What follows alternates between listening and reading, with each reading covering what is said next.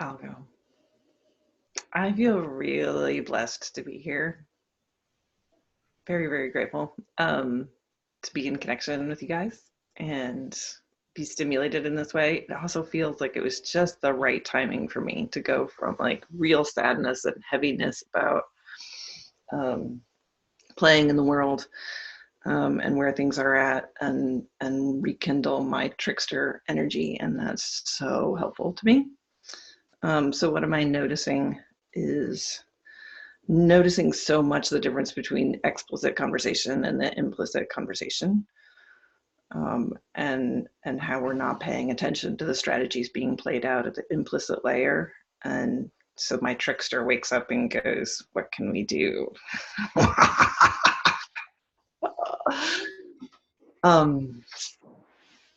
And how does that affect my choices?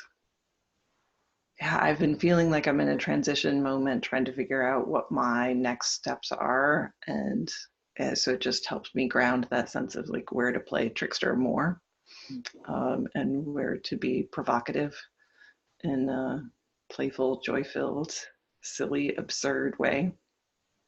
Um, and what needs are coming up for me is to be in connection with people that help give me strength and nourishment, because I think as Chris said earlier, the like at the end of the harvest I should not feel like a field devoid of nourishment, right? Like how do I keep rekindling that energy and keeping it alive and fed? So that's my little harvest for today.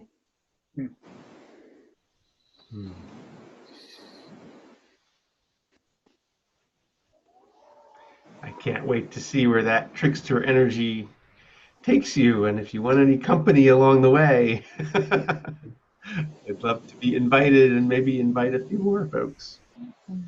There's something, well, this importance of joy, of not being stripped of all our resources and our energy, but not engaging in emotional bypass, seems really central to the work that calls to me and what I hope is part of what's happening through Now What. I was really struck by the connection between industrial extractivist models in agriculture and economic systems and harvesting that you drew, Chris, and to say, we can do harvesting from that same mindset of saying, okay, all this stuff has happened, and the whole point of all of that was just so we can yank some value out of it and then go sell it somewhere. And God, that feels so accurate as an unconscious and implicit sort of pattern, that I've been conditioned into. And this whole thing, what's the point of these conversations and this dialogue, and it has to have this impact and this outcome. And so I love the question that invites of the non-extractive harvest that is reciprocal. Then I think was part of the other point.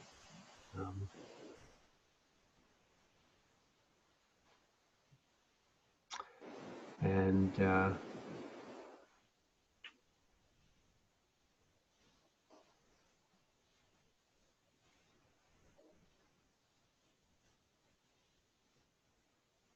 I have this vision that I think, so a parallel to that also is being afraid to tell the story of what's happening for what it could, for what I know is in a sense is easy, right? I mean, the trap of the whole extractivist thing, we've been wrestling with these crazy breakdowns politically that are happening and ideological divides, and how hard it is to make it, a difference that's a difference in those contexts with, in so many ways. And yet what we know we can do is connect, and we can be playful and create joy and share grief. We can do all of that, and we can exchange gifts. We have so much we can offer, and somehow I'm just starting to get, I think, the difference between inviting a space and saying, hey, we're going to create a gift economy and we're going to have a lot of exchanges of offers and needs, as opposed to, it's joyful to give. Just come give, because that's really what you want to do. And it's a gift to me if I'm able to give my gifts to you and really get to feel the satisfaction in that. And if we just did a lot of that, all kinds of other stuff could happen too. But is it enough to say we're going to come together and do that? Does that, am I allowed? Would that invitation work? Maybe it's what I really want to do.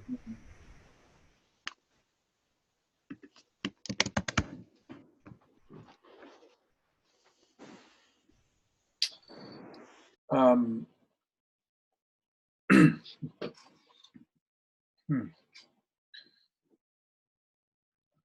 I do think what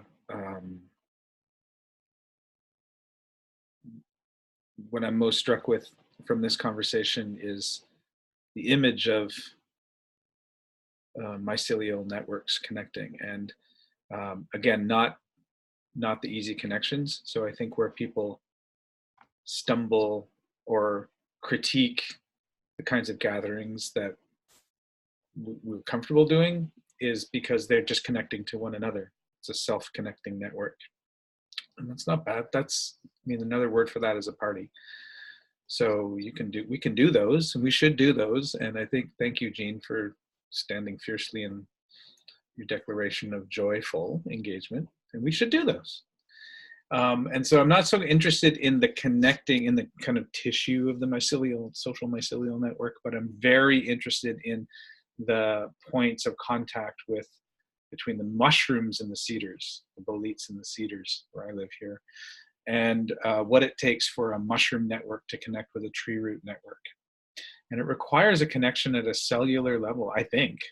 I'm not totally up on my science, but I do believe that you have to completely strip your form. A mushroom and a cedar tree will not connect, but a strand of mycelial cellular material and a strand of cedar root cellular material have enough in common they can connect. That's a very deep proto-formal kind of place. And it means stripping everything about our identities in order to find that connection. And it occurs to me that what's required of us when we come to the kinds of gatherings you're talking about, or we've been talking about, Ben, is that each of us go back and take away from that the skill and challenge to connect with the person with the Trump sign on their lawn, or the Second Amendment rights person, or your neighborhood racist, or whatever, or your neighborhood corporate board of directors member, or whatever, like the places, and to do that, you need to not be who you are. And you have to invite them to not be who they are also, so that there can be a place of connection there. And that's where we're going to learn about change, and anything we harvest doesn't matter if we don't have the mechanisms for connecting across differences, and in spite of differences, and because of differences, connecting because of differences. Like I want to find people that are different from me and connect with them. And that's fierce. I'm not attuned to that. I'm a Canadian, so I'm pretty conflict averse in general, right? So trying to figure out how to do that is a challenge and a struggle. But I think if we are only doing things that feel nice, and we're only producing harvests that validate our own points of view, then we actually feed the disconnection that creates a fragility. It might create a robust network of people around us, but all robust structures collapse catastrophically. Resilient structures survive by being changed. And that means you need connection across massive gradients of difference. And so this has been a very helpful conversation today, and allowed me to, and I thank you for the space to allow me to think out loud some of these thoughts, because it affects the choices I make in terms of, thinking about some of the teaching pieces I have to do in the next couple of months. I have many teaching gigs that I do. And so my question that I'm going to live with is, how do I equip people or help equip people to connect across the biggest difference in their life, right? The one that's the hardest one to make, but it still requires a level of intimacy. So it is like your neighbor, Gene, like it's my neighbor, right? Like those are the people I need to connect with. If we can do that, then I think we then understand what is required of us to overcome the alienation and the separation and those things, and to ultimately discover our own goodness and our own good resources that we bring into the game. So the harvest of our work, again, the other insight that just comes back is that the work is not producing the fruit. The work of a farmer is not producing crops every year. It's maintaining the health of the soil. That's the job, and that transcends generations. You could get a great crop off of land and never be able to grow anything else on it again. So it's clearly, to me, not the act of producing something. It's the act of maintaining the productivity and the liveliness and the life in the systems that sustain us. And that is true of us as social creatures and true of us as social technologists, that our work should not be geared towards producing the explicit products. That's fine to do, no problem, but never to do that at the expense of the implicit infrastructure underneath there to, as you say, Jean, create the conditions for generativity and maintain them. Thank you for the call. Thank you both. I feel like one of the things that has happened is we've slipped into particular forms of identity instead of looking at, like, I have 50 different identities. I have, like, where I live and my socioeconomic class, and I have the education that I have, or I have, the places I've visited in the world or whatever, right? Like, I've got all these aspects of my identity that I can connect to people on. And so in my neighborhood, right, is one identity that I have. I'm a person who has this park that my property backs up to, as does a bunch of other people, and we share that connection. And we're not paying attention to that connection because we're paying attention to something else. And it's helpful that we're going through some transition where we're paying attention to, oh, we have white skin, that means something. And we're trying to, take some responsibility for that. But then we forget that we also share these other things. And it's that understanding of the 50 different aspects of my identity that allow me to find the place to connect. And we both have 2 children, and one of them's got some type of trouble going on in their life. We can connect on that fiber, as opposed to, or we've both got parents in a mental institute or whatever, right? Like, whatever the thing is, like, we've got to find those other connections and stop over prioritizing. What is your political belief? How do you feel about guns? Oh, now you're on the other side from me. And so like, we're holding too much onto particular aspects of identity instead of looking at the full spectrum of the 50 some aspects. Yeah, I think the phrase that's coming to me is that we need to see identity as a resource and not a defense. And at the moment, we're finding it's safer to be finding mutual defense in identities that protect us. I think that's true across the political spectrum and everywhere else. And that we are multiply identifying individuals and beings, and in different contexts that shows up differently. So to me, that also goes to, in terms of good complexity work, that goes to creating different contexts for engagement, because contexts evoke identity, not the other way around. So I am a different person in a different place. And so creating those different places, trickster energy is to really create the conditions for people to show up in ways that are unexpected to themselves, right? And to embrace that so that they can, again, strip away the formal presentation, the performative aspects of their identity, and come into something that is like, actually, I do know how to talk to you about this kind of stuff, even though I don't look like you right now because I'm trying to differentiate myself from you, but I actually grew up in that kind of home, or I know those people, or some of my best friends are whatever, so we have ways of being able to relate. And what more powerful way of working with that than the arts? That's what the arts is for, right? That's what culture is for.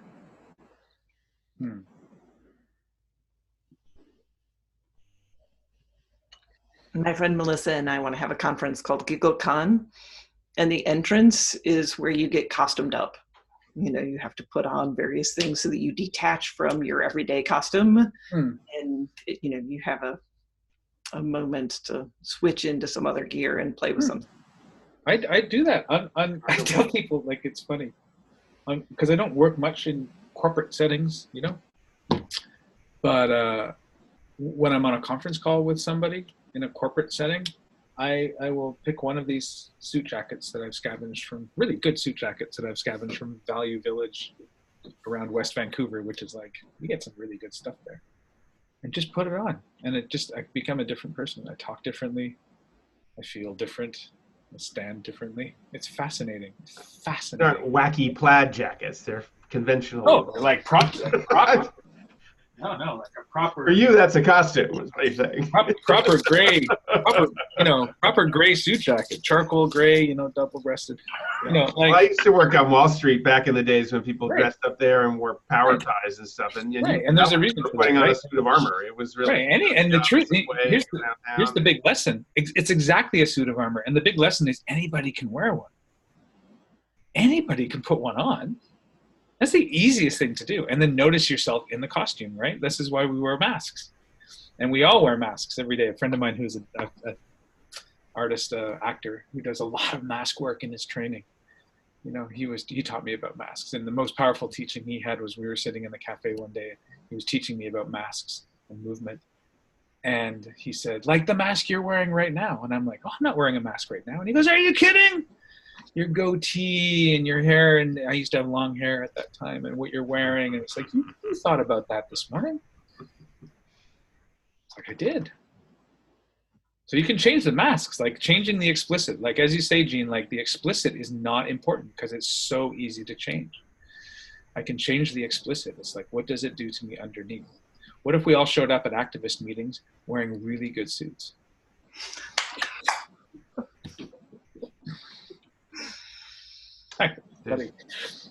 We're all wearing clown noses, whatever. Yeah, or clown noses, or show up in corporate boardrooms wearing clown noses, or it does change things. It makes me think of two things. One is just the range of opportunities to be playful and creative with these virtual capacities we have that we're just kind of barely figuring out. We did a little exercise in the opening parties where we had people look at the profiles of other people on our network map and create poetry out of the words that they put there. And it was beautiful and fun and simple. I created a much more complicated group process version of it. And then somebody just, well, you know, I'm going to look at Robert's profile and make a poem for Robert. And it was much more the mycelial connection. I had, like, you know, 4 people in a group, and each person looks at one other person's profile, and then we're going to each have a phrase, and we're going to put them all together in a poem. We did that. It was fun, you know. Anyway, so, and I just feel like there's, you know, the idea of what is just a really delightful and transformational and radical way that 4 people could spend 20 minutes together in a Zoom breakout. And how much of a menu could we create of those? We could come up with 100 of those if we somehow released our trickster energy. And you could come into a space and just pick one and be with 3 strangers and do it, or you could bring 3 friends in and do it. And I just think all kinds of shit could happen. And I'm intrigued now by the idea of you know, can we do it in a way that accepts difference across some of these really difficult lines? The other thing I was just reminded of with the masks was there's a piece of music that we've been listening to a lot. This is like my favorite thing, and now what is that people suggest music and then I listen to it. I don't know if anyone else is, but there's this, you know, 30 songs on a playlist now. So I'd never heard of Kate Tempest. She's a British rapper, white, sort of Cockney young woman. I mean, she's talking, the first lines, it's coming to pass, my country's coming apart, the whole thing's become such a bumbling farce. Was that a pivotal historical moment we just went stumbling past? So that's sort of where this conversation started out, right? But then she has this line, there's too much pretense here. Too much depends on the fragile wages and extortionate rents here. We're working every dread day that's given us, feeling like the person people meet really isn't us. like we're going to buckle underneath the trouble, like any minute now the struggle's going to finish us. And then we smile at all our friends.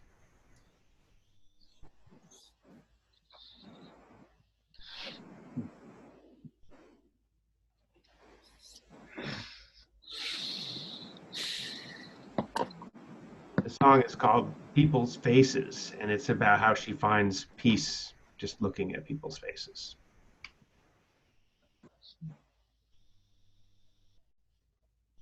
As I am right now. I don't refer to in person as face to face anymore. Because what is this then? Right?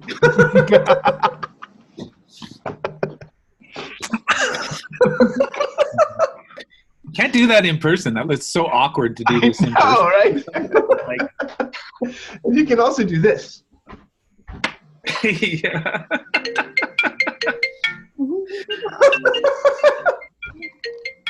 That's funny.